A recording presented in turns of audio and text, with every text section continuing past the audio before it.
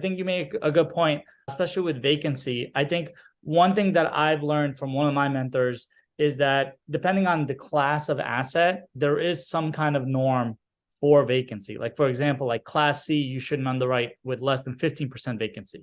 Class B is higher, and then Class A ideally would even be higher occupancy, not vacancy at that point. So one red flag that I do want to point out to piggyback on that is when you see a Class C property that's 20, 30 years old, but you're seeing occupancy of 95 and above, there's a red flag there and what's really important is it's not only about the physical occupancy, it's about the economic occupancy. So a lot of times you'll see where the physical is the same and it's a Class C, and it's not. It's not unusual for a Class C to be 95% occupancy, but 85% economic occupancy, just because of the nature of Class C. It's their lower income people, any variations to their income, and all of a sudden now they're not being able to pay their rent.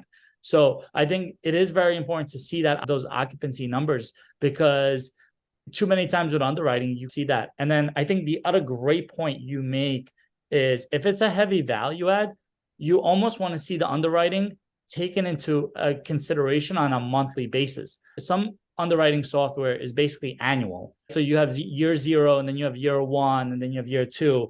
However, what's going to happen is on a heavy value add, it really is a month to month. Right? Month 1, you're going to have 4 vacancies. Month 2, you might have 2. And you want to see that the operator really actually took that into consideration. And if they're sharing you their underwriting, and it's a heavy value add, and they're expecting, let's say, 30% of the tenants to flip, then you want to see that monthly breakdown. That annual breakdown almost means nothing, because the deal could go underwater, because in month 6, they averaged out the whole year 1. But in month 6, it's 30% vacant.